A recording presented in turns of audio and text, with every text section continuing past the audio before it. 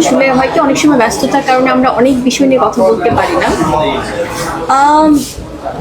এটা খুবই সত্যি যে আমাকে সব প্রোগ্রামে দেখা যায় না এবং সব অ্যাওয়ার্ড প্রোগ্রামেও দেখা যায় না, কারণ আমার মনে হয় কাজের স্বীকৃতি অনুযায়ী যখন সেটা প্রপারলি আমাকে সম্মানিত করা হবে, সেটা খুব লিমিটেড বা সেটা খুব গ্রহণযোগ্য যে প্রোগ্রামগুলো সবার কাছে, সেগুলোতেই হয়তো আমাকে কখনো দেখা যাবে না। আপনার এত সামনে ভিডিওটা নেন, আপনি